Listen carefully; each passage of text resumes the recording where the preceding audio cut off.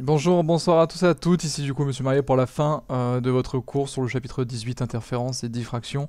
Nous avions vu le cours du coup ensemble, les exos ensemble en cours, en présentiel, et maintenant en distanciel, en, comment dire, en version numérique, vous aviez le cours, maintenant je fais les exercices. Et il y a du boulot parce que entre le 17 et le 18, vous me demandez beaucoup plus d'applications, donc on en a fait beaucoup plus en cours, ce qui fait que ma vidéo va être beaucoup plus longue au niveau de la correction des exercices pour ce chapitre.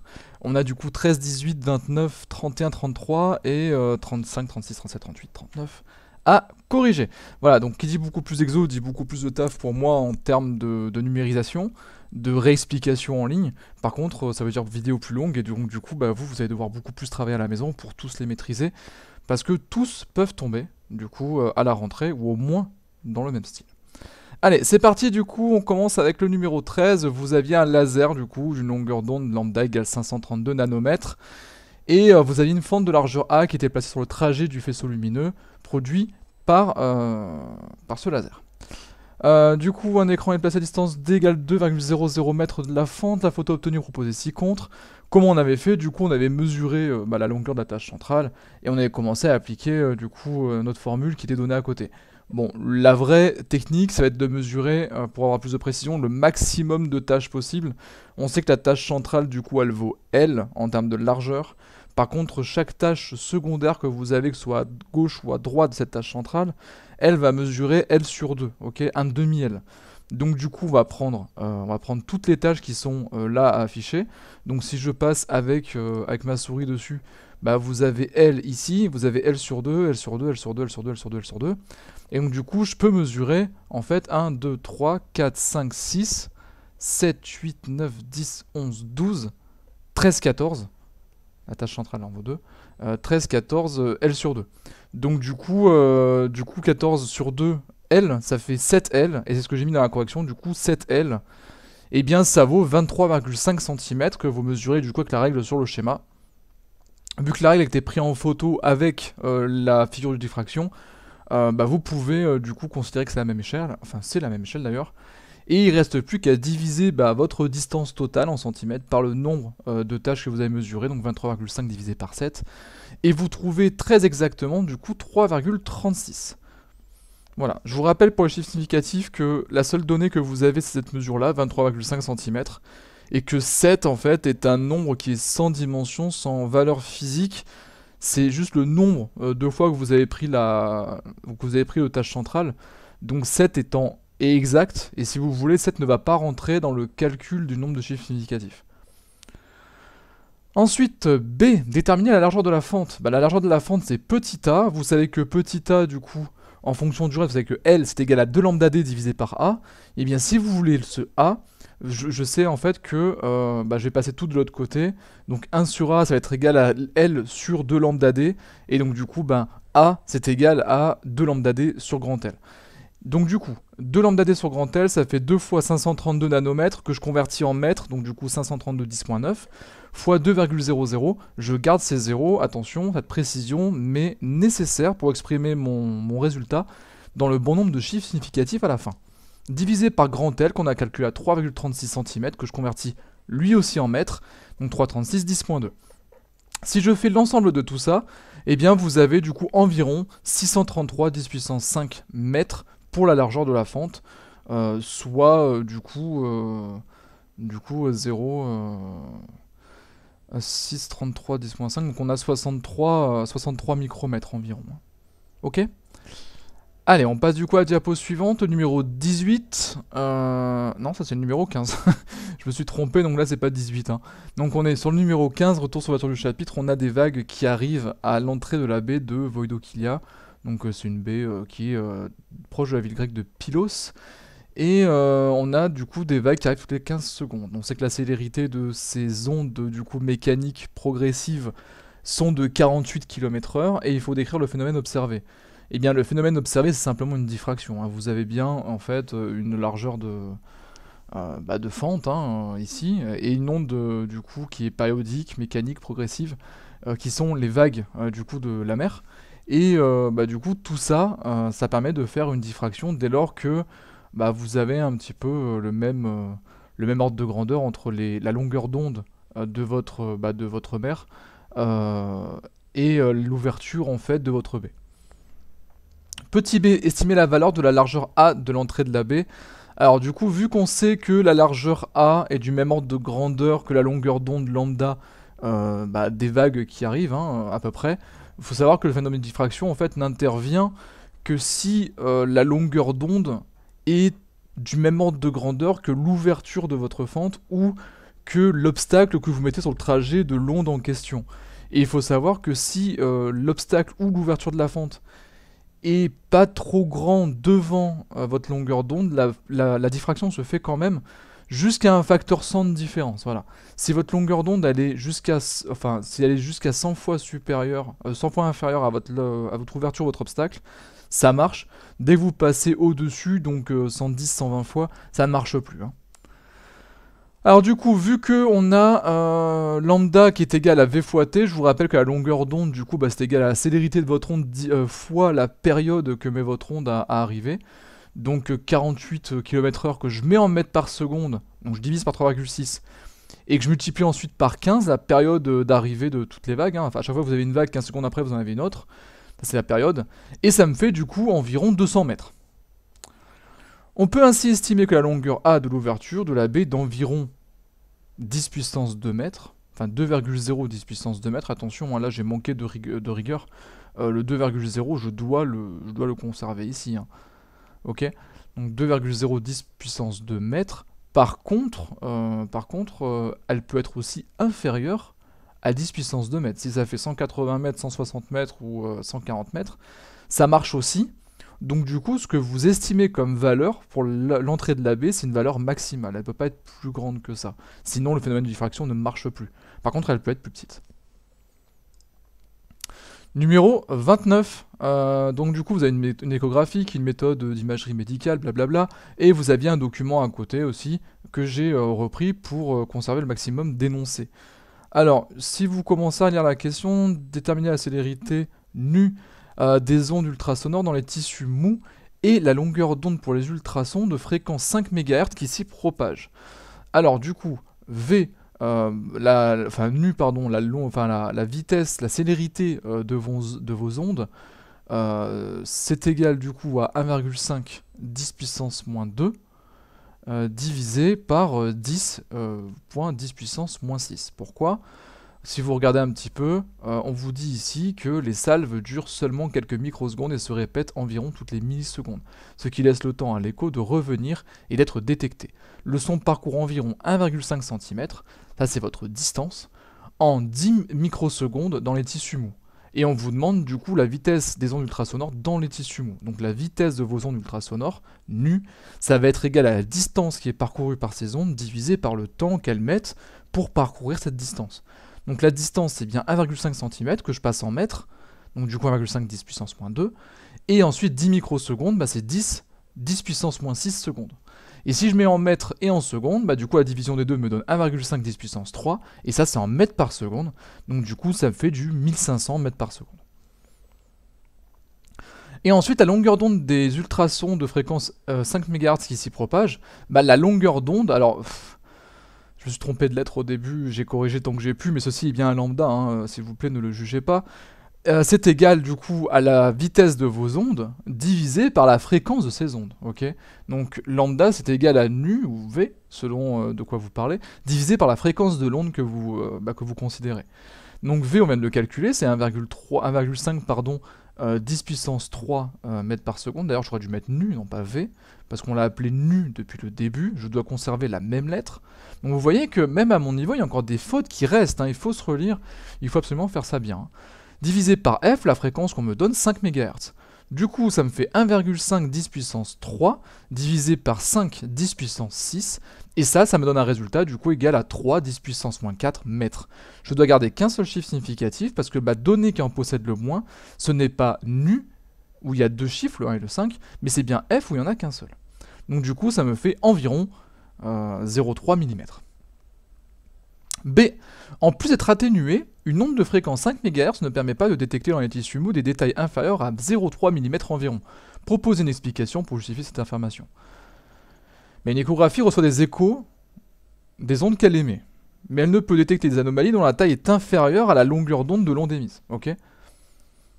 Il faut qu'absolument les obstacles qu'il y a sur la route puissent en fait émettre, enfin puissent être détectés. Et vous pouvez pas détecter quelque chose qui est inférieur à la longueur d'onde. Ok. C'est pas possible. Donc du coup, si votre longueur d'onde c'est 0,3 mm, bah vous ne pouvez pas détecter des détails qui sont inférieurs à 0,3 mm. C'est pas possible. Donc du coup, quand on vous donne comment dire, est-ce qu'on peut détecter des tissus mous dont les détails sont égaux à 0,3 mm environ? Bah non. En fait, la longueur d'onde étant égale à 0,3 mm, nous ne pourrons pas détecter des longueurs qui sont inférieures à celles de l'onde elle-même. Ça, c'est pas possible. C'est pas possible. C'est vraiment pas possible. Voilà. Question, exercice suivant, le 31, page 432. Vous avez une fente verticale de largeur A très petite et placée sur le trajet d'un faisceau émis par un pointeur laser. La lumière issue du laser est diffractée. La figure de diffraction est observée sur un écran placé à la distance d de la fente. On réalise plusieurs mesures de longue caractéristiques de diffraction θ pour différentes largeurs de la fente A. Expliquez cette représentation graphique. Expliquez pourquoi cette représentation graphique est en accord avec l'expression de longue caractéristique de diffraction. Alors, sachez que l'angle caractéristique de diffraction, θ, est égal à lambda sur A, est égal à la longueur d'onde divisée par A. Le truc étant ici, c'est qu'on va en fait mettre en graphique, on va mettre, si vous voulez, en proportionnalité, je ne vais pas dire ça. Là, on va représenter sous forme graphique la relation qui existe, la courbe qui existe entre θ en radian et 1 sur A, le rapport de 1 divisé par la longueur de la fente en 10 puissance 6 mètres, moins 1. Et quand on regarde que les deux grandeurs, en fait, on peut passer de l'un à l'autre, on peut passer d'une coordonnée en abscisse à une coordonnée en ordonnée, simplement par une relation de proportionnalité, parce que là, ici, nous avons une droite qui passe par l'origine, donc on est sur une fonction affine, d'ordonnée à l'origine 0, donc une fonction linéaire plutôt en maths, qui lie en fait θ et 1 sur A. Donc du coup, on sait que θ, c'est égal à k fois 1 sur A, où k est un coefficient de proportionnalité. Le truc, c'est que ce k, en fait, c'est exactement lambda, le coefficient de proportionnalité entre la largeur de la fente, entre 1 sur la largeur de la fente et θ, l'angle de diffraction, c'est exactement lambda, la longueur d'onde. Voilà. Donc du coup, là, sur ce genre de choses-là, on voit que effectivement, θ est proportionnel à 1 sur A, et ce n'est pas étonnant parce qu'on sait qu'en cours, on a vu que θ est égal à lambda sur A, donc lambda fois 1 sur A. B. Déterminer la longueur d'onde utilisée. Là, il nous suffit de prendre un point, n'importe lequel sur la courbe, et de diviser, en fait, de multiplier une coordonnée par une autre pour trouver lambda. C'est aussi simple que ça. Donc du coup, on prend n'importe lequel. Voilà, on prend n'importe lequel, tant que ce n'est pas un point de la mesure. Je vous rappelle qu'en physique, tous les points qui vous servent à construire une courbe sont entachés d'erreurs, sont entachés de votre mauvaise maîtrise de l'instrument, de votre mauvaise lecture de l'instrument, de votre imprécision à tenir l'instrument droit pendant que vous mesurez, pendant que vous lisez une valeur. Donc du coup, tous ces points en fait sont entachés de plein d'erreurs, et il faut absolument prendre un point de la courbe modélisée qui ne soit pas un point expérimental. Donc moi, ce que je vous propose, c'est de prendre celui-là, qui tombe pile poil entre deux cases en bas, et pile poil sur une graduation en haut. Donc du coup, moi j'ai pris 0,01 est égal à lambda fois 0,017 fois 10 puissance 6. Et en fait, si vous divisez en fait... Qu'est-ce que j'ai fait ici? Oui, c'est bon. Donc du coup, si vous divisez 0,01 par 0,017 10 puissance 6, vous trouvez un lambda qui est environ égal à 580 000 nanomètres. Et je peux même dire, en plus de ça, que le laser était plutôt de couleur verte. Voilà. Exercice suivant, 33, page 433. Donc du coup, on a des fentes de Young distantes de A12. Donc du coup, ça veut dire qu'entre la source 1 et la source 2, qui sont cohérentes, vous avez une distance qui va de 1 à 2 de cette valeur-là. Et elles sont éclairées par un faisceau laser de longueur d'onde dans le vide lambda 0. Les deux sources sont en phase. On a un point M d'abscisse X. La différence de chemin optique dans l'air est donnée par la relation delta 0 est égal à n, l'indice de réfraction de l'air, donc 1,00 fois A12 fois X divisé par D, avec D qui est très grand devant A12 et D qui est très grand devant X. déterminer l'expression de l'interfrange I. Alors déjà, il faut savoir que delta 0, qui est égal à n fois A12 fois x divisé par d, c'est une expression de delta 0. Et vous avez vu dans le cours aussi que delta 0 peut correspondre à une grandeur k fois lambda quand on est sur une interfrange qui est brillante, et k plus 1 demi, le tout fois lambda, quand on est sur une interférence destructive, donc sur une frange qui est sombre. Le truc étant, c'est que on sait toujours que... attendez. Ok. Donc l'interfrange I. L'interfrange I, c'est exactement la distance que sépare deux points, ok, de même phase. Ça veut dire où la perturbation est exactement la même. Ça veut dire que si vous tombez sur un point que vous connaissez bien, comme l'origine par exemple, comme le point 0 qui est ici, hein, ce point qui est là, on sait que c'est le milieu d'attache centrale, donc on sait que c'est une frange qui est brillante, donc il nous resterait plus qu'à partir de cette chose-là, pour arriver jusqu'à la prochaine frange brillante, déterminer la distance entre les deux, et donc là je trouve mon interfrange. Ok, voilà comment je fais. Du coup, on sait que delta 0, c'est la formule qui est ici. Mais je sais que delta 0, c'est aussi k fois lambda. Et en l'occurrence, je sais que delta 0, du coup, c'est k fois lambda 0. Donc, pour une frange brillante, je peux dire que ce delta 0 là, c'est égal à k fois lambda 0. Donc je vais remplacer k fois lambda 0 ici, égale n fois a1, 2 fois x divisé par d. Et donc si je passe mon x de l'autre côté, je vais dire que en fait ce x, c'est égal à d fois k divisé par a1 sur 2. Alors comment j'ai fait ici? Tout simplement, vous prenez cette formule-là, avant de remplacer, ou après remplacer comme j'ai fait à l'oral. Donc avant de remplacer, vous passez du coup le n, on va le supprimer parce que c'est 1,00, donc on s'en fout. A12, on le passe de l'autre côté, du coup ça fait delta 0 divisé par A12, parce qu'il était en train de multiplier, donc du coup il devient divisé. Et le grand D, du coup, vu qu'il est en train de diviser, devient multiplié. Donc du coup j'ai delta 0 fois D divisé par A12. C'est ce que j'ai marqué ici, delta 0 fois D divisé par A12. Ok. Le delta 0, je sais que c'est k fois lambda. Donc du coup, d fois delta 0, ça devient d fois k fois lambda. Et vu que c'était divisé ici par A12, je ne l'ai pas changé, il est toujours là.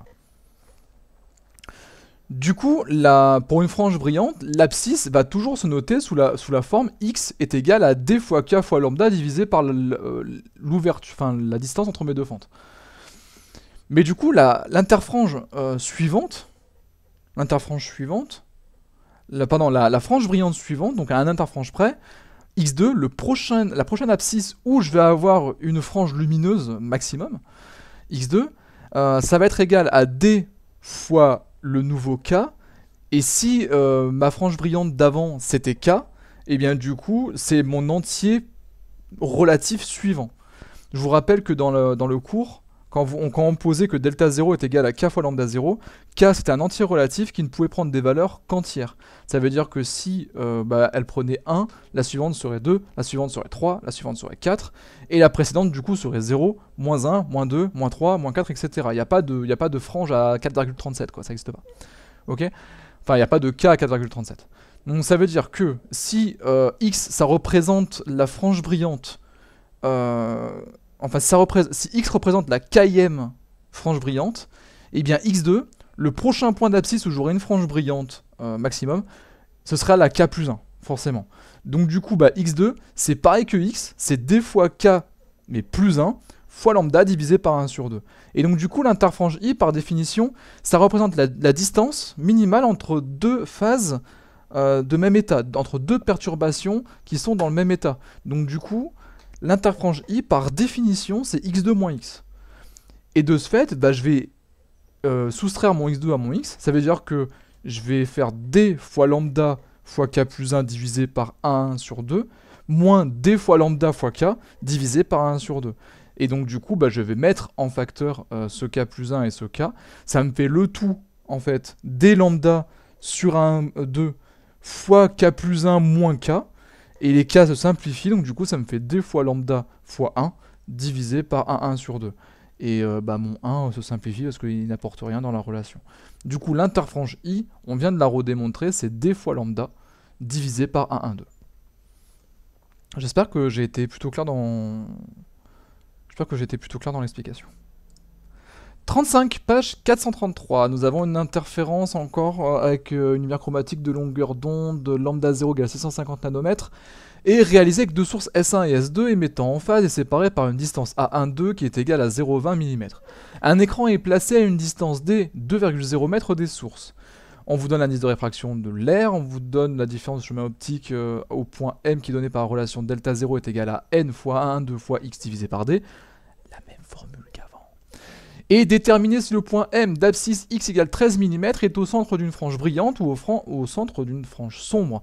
Ça veut dire en gros que là, dans votre esprit, soit il est au centre d'une frange brillante, et donc du coup mon delta 0 est égal à k fois lambda, soit il est au centre d'une frange sombre, et à ce moment-là, mon delta 0 est égal à k plus 1, enfin k plus 1 demi, fois mon lambda 0, ok?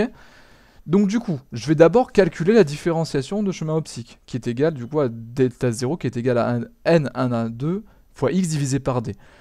Je calcule tout ça, donc ça me fait 1,00 fois 0,20 fois 10 puissance moins 3, fois 13 fois 10 puissance moins 3, je mets tout en mètres, souvenez-vous, et tout ça je divise par 2,0. Et on tombe du coup sur une valeur avec deux chiffres significatifs, parce que bah, cette valeur-ci et cette valeur-là ont que deux chiffres significatifs, à l'inverse de mon indice du milieu de l'air.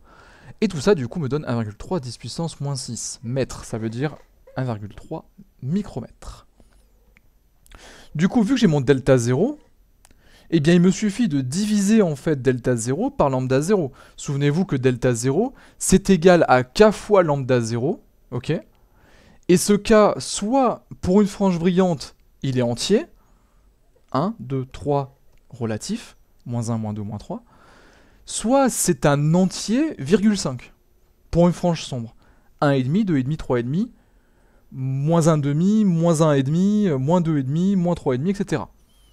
Donc du coup, si je divise delta 0 par lambda 0, je vais tout simplement trouver une valeur. Soit cette valeur, ça va être un entier, et à ce moment-là, je suis au centre d'une frange brillante, soit je tombe sur un entier relatif égal à un demi, qui peut se mettre sous la forme 2k plus 1 divisé par 2, et à ce moment-là, eh bien, j'aurai du coup le centre d'une frange sombre. Donc du coup, je le calcule, delta 0 divisé par lambda 0, c'est égal à 1,3 10 puissance moins 6, divisé par 650 10 puissance moins 9, et je trouve pile poil 2. Ça veut dire que du coup, si je peux avoir un k entier relatif, tel que delta 0 est égal à k fois lambda 0, alors je suis sur une frange brillante, et vu que k est égal ici à 2, je suis même sur la deuxième frange brillante dans le sens de l'axe que j'ai considéré. Voilà comment il fallait résoudre cet exercice. Là par contre, je vous ai pas compris mon explication, c'est dommage parce que j'ai vraiment sorti la meilleure que je pouvais. 36, on a un pointeur laser utilisé dans le montage suivant avec une fente verticale, donc du coup c'est normal que j'ai une figure de diffraction horizontale, hein, souvenez-vous, de largeur A très petite, placée sur le trajet d'un faisceau lumineux et un écran qui est situé à distance D de la fente. On a plusieurs expériences qui sont réalisées ici, on a 3 expressions, et il faut à partir de ces expériences du coup éliminer 2 des 3 expressions. Alors tout d'abord, on prend la 1, on voit que L, il est proportionnel à lambda, à A et à D. Or, d'après les expériences 2 et 3, si A diminue, alors L augmente. Ah, bizarre. Regardons la 2, lambda 2 égale 405 nanomètres, c'est comme dans la 3. On a D, comme dans la 3, et on a L2 qui change avec A. Donc A, en fait, qu'on prend ici, est 2 fois plus grand que dans l'expérience numéro 3. Le A de l'expérience numéro 3 est 2 fois plus petit que dans l'expérience numéro 2. Or, quand je mesure mon L de la tâche centrale, il est 2 fois plus grand que dans l'expérience numéro 2. Donc si j'ai diminué de moitié mon A, j'observe une tâche centrale qui est plus large d'un facteur 2. Ça veut dire que du coup, L et 1 sur A sont proportionnels. Donc forcément, la relation numéro 1 n'est pas possible. Si je prends l'expérience numéro 2, par exemple, enfin la formule numéro 2 ici, je vois que L, il est proportionnel à 1 sur D.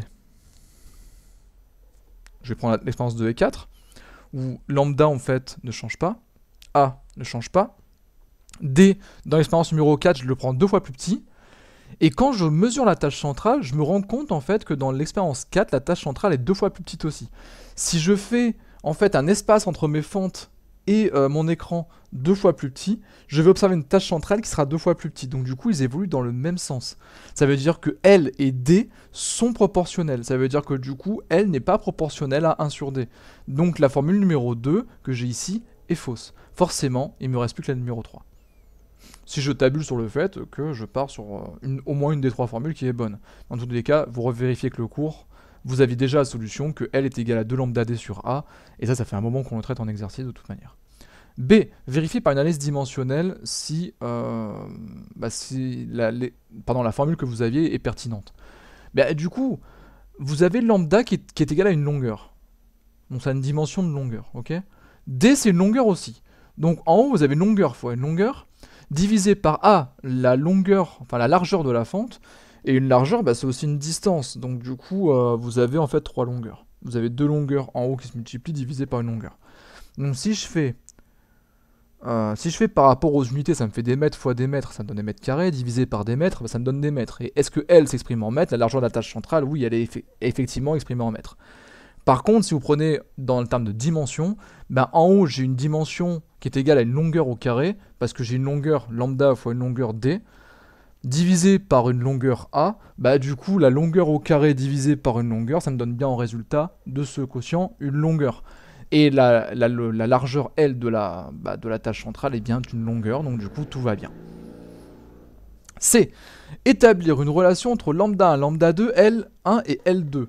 Eh bien, si vous avez L1 qui est égal à 2 lambda 1 fois D divisé par A, et que L2 est égal à 2 lambda 2 fois D divisé par A, eh bien, vous pouvez dire que L1 sur L2, c'est égal à 2 lambda 1 D divisé par A, fois A divisé par 2 lambda 2 sur D. Je sais pas, écrivez tout ça et vous allez voir que c'est logique. Hein. Écrivez tout ce que je vous dis. Vous avez YouTube, c'est super bien comme outil parce que vous pouvez mettre sur pause quand je raconte un truc compliqué, écrire et ensuite vérifier. Donc du coup, vous avez L1 sur L2 qui est égal à 2 lambda 1 D divisé par A fois A divisé par 2 lambda 2 fois D.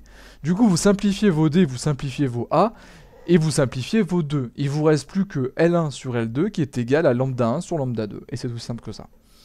D, calculer la valeur de la longueur d'onde L1. Si L1 sur L2 c'est égal à lambda 1 sur lambda 2, alors L1 c'est égal, lambda 1 c'est égal à L1 sur L2 fois lambda 2.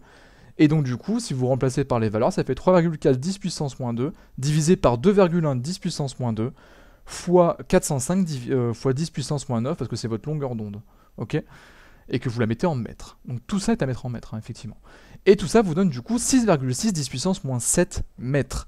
Ça veut dire grosso modo 660 nanomètres. Exercice 37. Alors, c'était l'exercice sur la bulle de savon, et vu que j'avais pas assez de place, j'ai tout simplement coupé ma correction en deux. Et j'ai aussi,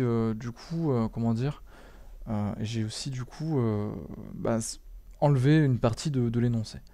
Donc, déterminer si l'interférence en constructif ou destructif pour une radiation rouge, si la valeur de l'épaisseur du film est E égale 0,32 micromètres, et si l'angle de réfraction est I2 égale 42 degrés. Je vous rappelle l'exercice, vous avez des bulles de savon, et on vous dit en fait que vous avez une lumière qui vient frapper la bulle. La bulle a une épaisseur, et en fait il y a deux cas de figure au sommet de la bulle. Soit la lumière que vous lui envoyez est complètement réfléchie, soit la lumière va être réfractée, et une fois arrivée sur la seconde épaisseur, va être à ce moment-là réfléchie. Donc du coup, vous avez deux sources de lumière différentes qui arrivent de la même, qui sont donc cohérentes et en phase. De ce fait, vous avez une interférence qui arrive dans votre œil, et le but du jeu ici, c'est de déterminer si elles sont constructives ou destructives, en fonction de tout ça, sachant que vous aviez en haut la formule avec tous les correctifs qu'il fallait. Donc il n'y a juste à appliquer en fait. Hein. Vous calculez delta 0 et vous regardez si on tombe sur un cas qui va être entier ou sur un cas qui va être et demi, en fait, par rapport à la longueur d'onde. Donc delta 0 c'est égal à 2ne cos I2 plus lambda 0 sur 2. Et de ce fait, quand vous calculez tout ça en remplaçant par les bonnes valeurs, vous avez 2, c'est 2. L'indice de réfraction du milieu de l'eau savonneuse c'est 1,35. fois 0,32 micromètres, donc 0,32 10 puissance moins 6 pour l'épaisseur, cos de 42 degrés, 640 nanomètres que je fais fois 10 puissance moins 9 pour l'avoir en mètres, divisé par 2. Et donc du coup, vous trouvez à la fin 9,6 10 puissance moins 7 mètres. Ok, ça c'est votre différence de chemin optique. Si vous voulez calculer du coup le K en question, bah vous faites encore une fois delta 0 est égal à K fois lambda 0, donc pour un seul mon K, delta 0 sur lambda 0, et vous divisez 9,6 10 puissance moins 7 divisé par 640 10 puissance moins 9. Et là on trouve pile poil 1,5. Ça veut dire en gros que ma frange brillante elle est sur 1, elle est sur 2, et bien si on est pile poil entre les deux, on est dans le cas d'une frange sombre, tout simplement. Les interférences sont destructives dès lors que vous avez delta 0 qui est égal à 2K plus 1 fois lambda 0 sur 2, avec K qui est égal à grand Z, enfin qui appartient à grand Z. Donc du coup, vous êtes pile poil après la frange numéro 1, mais entre la frange numéro 1 et la frange numéro 2.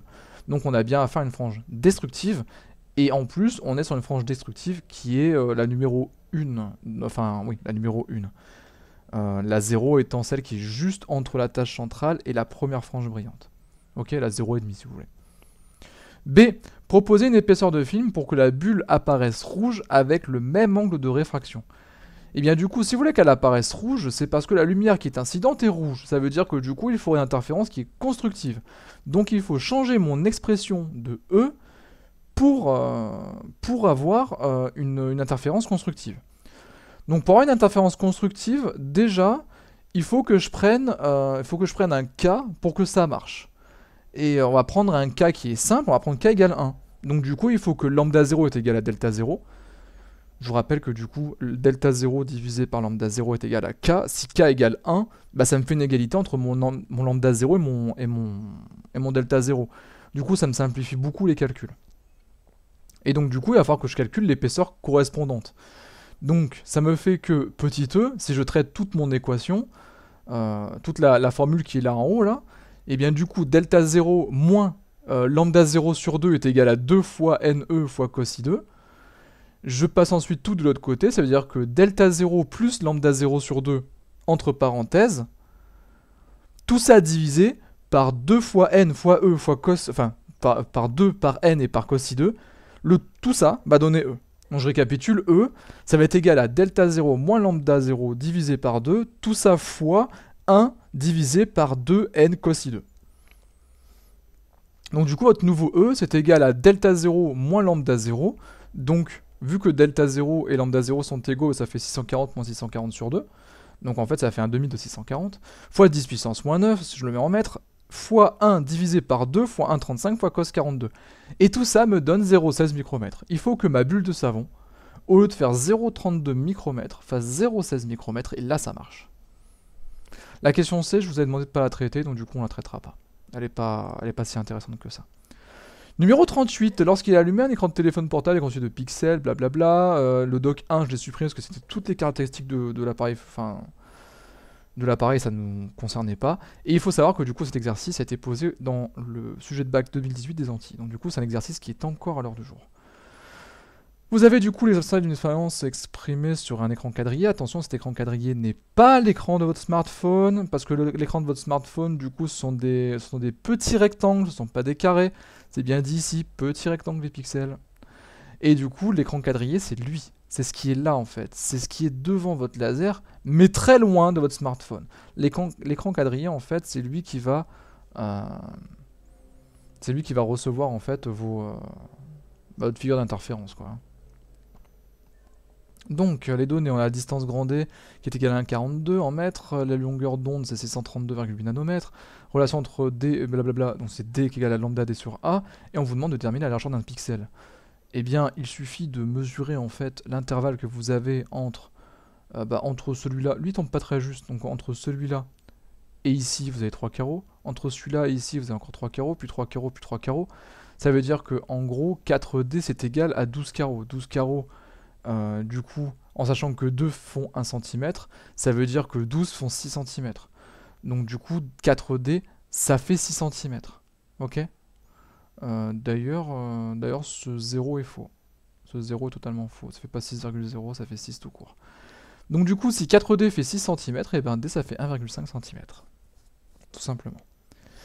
Dès lors que vous avez petit d, bah, vous pouvez calculer en fonction de lambda et de grand D le petit a. Donc petit a, c'est égal à lambda fois grand D divisé par petit d. Ça fait 632,8 10 puissance moins 9, on met toujours en mètres, fois 1,42 en mètres, divisé par 1,5 10 moins 2, votre 1,5 cm que j'ai passé en mètres. Et dès lors que vous avez ça, vous calculez que a, la largeur d'un pixel, c'est égal à 6,0. 16,0 10 puissance moins 5. Donc là j'ai mis 1,5 par réflexe parce que j'ai mis 1,5 là-haut. Mais vu que ce 0 n'a aucune signification physique, il est trop précis. Parce que vous voyez bien que ici, la longueur qu'on me donne, c'est 1 cm et non pas 1,0. Donc du coup, là, j'ai un chiffre significatif. Donc là, ce 0 doit être barré. Il n'y a qu'un seul chiffre significatif, c'est 6 cm. D, c'est 6 cm. Là en bas, j'ai 6.10-2. Donc ici, je devrais avoir 6.10-5. Ok ? Vous n'avez pas ce 0 qui est derrière. Donc A, c'est bien égal à 6.10 puissance moins 5 mètres. Ce qui équivaut à peu près 60 micromètres, mais j'ai pas le droit de dire ce 0, tout simplement. 39, et c'est de loin le plus difficile des exercices que je vous avais posé. Donc du coup, vous avez encore une fois des fentes, et vous avez une interférence en même temps. Vous avez des fentes Dion, vous avez voilà, plein de choses. Et on vous dit que la largeur L de la tâche centrale, c'est de lambda D sur A. Donc pour l'instant, on vous rappelle à chaque fois les formules, on est quand même assez sympa avec vous. Petit a, identifier les deux phénomènes observés et rappeler les conditions à respecter pour observer ces phénomènes. Eh bien, vous avez deux fentes l'une à côté de l'autre, donc vous avez déjà une interférence, parce que c'est des fentes Dion, vous avez deux sources cohérentes entre elles qui, du coup, délivrent la même lumière, de même phase et de même fréquence, donc de lumière synchrone. Donc on a bien une interférence. Et deuxièmement, vous avez aussi une diffraction, parce que chacune de ces tâches, chacune de ces fentes sont à peu près du même ordre de grandeur que votre longueur d'onde. Donc du coup, vous avez à la fois un phénomène de diffraction et à la fois un phénomène du coup d'interférence. Dans la correction d'ailleurs, il manque interférence, il faut le rajouter. Petit b, déterminer la largeur de la tâche centrale. Et bien la largeur de la tâche centrale, tout simplement, c'est 2 fois lambda fois grand D divisé par petit a. Vous aviez tout. Vous aviez lambda qui est ici, là où je mets ma souris. Lambda est ici, vous le mettez en mètres. Vous avez a qui est ici en micromètres, il faut le mettre en mètres. Et vous avez grand D qui est en mètres, donc du coup pas à changer. Il n'y avait aucune difficulté. Là c'est vraiment remplacer, convertir, calculer. Donc du coup faites 2 fois 650 10.9 fois 2,1 divisé par 70 10 puissance moins 6. Et vous trouvez du coup environ 3,9 cm. Grand C, déterminer la valeur de l'interfrange. Donc petit i, si vous voulez le calculer, il est ici. Petit i, ça correspond du coup à la distance qu'il y a entre deux franges sombres. Et vous avez grand L du coup qui correspond à la largeur de votre tâche centrale. Donc vous voyez que tout ce qui est entre ce trait là et ce trait-ci, c'est une tâche centrale qui est elle-même en interférence. Donc du coup, ce que vous deviez faire ici, c'était pas de prendre la formule du cours et de dire que petit i c'était égal à blablabla sur A, parce que le A, vous ne l'avez pas. Le A de l'interfrange, le A du domaine de l'interférence, c'est A12, c'est la longueur, en fait, l'écartement de vos deux fentes. Sauf que l'écartement de vos deux fentes, il est soit égal à 0,20, soit 0,30, soit 0,40. Vous ne l'avez pas. Vous ne pouvez pas du coup prendre la formule du cours pour calculer cette interfrange. L'interfrange du coup se calcule expérimentalement ici. Vous avez grand L que vous avez calculé qui est égal à 3,9 cm. Et donc du coup le grand L c'est égal à x fois l'interfrange. Et x fois ça veut dire le nombre de tâches que j'ai dans ma tâche centrale. Le nombre de fois où j'ai mon interfrange dans la tâche centrale. On va le compter ensemble. Du coup là je l'ai une fois, deux fois, trois fois, 4 fois, 5, 6, 7, 8, 9, 10, 11 fois. Donc du coup je l'ai 11 fois, ça veut dire que L divisé par I ça fait 11. Donc du coup I, ça fait tout simplement L divisé par 11. I ça représente un onzième de L. Donc du coup L 3,9 cm divisé par 11 ça me donne 3,5 mm. Voilà comment on faisait pour ces trois questions là. Question D, déterminer la distance A12 entre les deux fentes. Vous voyez, on ne peut pas vous demander de calculer l'interfrange en question C avec A12 que vous avez supposé être dans l'énoncé, puis ensuite vous demander à partir de la réponse C de calculer quelque chose en question D que vous avez supposé auparavant. Là, franchement, ça fait un serpent qui se mord la queue. Hein. C'est vraiment un cercle sans fin. Vous pouvez pas calculer petit i en utilisant A12 pour ensuite utiliser ce petit i afin de calculer A12. Ça n'a aucun sens. Donc du coup, vous voyez bien que calculer par la formule du cours n'était pas possible. Donc du coup, calcul de votre écartement par rapport à la formule du cours, vous savez que I c'est égal à lambda D divisé par l'écartement de vos fentes, A1,2. Donc du coup, bah, A1,2, c'est égal à lambda D divisé par I. Le I, vous l'avez calculé, le lambda, vous l'avez, le grand D, vous l'avez. Donc du coup, tout ça en mètres, ça donne 650 10-9 fois 2,1 divisé par 3,5 10-3. Et tout ça, ça me donne du coup 0,39 mm. Environ. Petit e, calculer le résultat aux données fournies par le constructeur. Bah, le constructeur, il m'a dit que j'avais trois doubles fentes Young à un écartement variable et je pouvais l'avoir à 0,20, 0,30, 0,40. Là, je trouvais 0,39 mm environ. Donc je pense que là, on utilise juste le 0,40. Voilà, on est quand même très très fidèle par rapport à la dernière proposition du constructeur.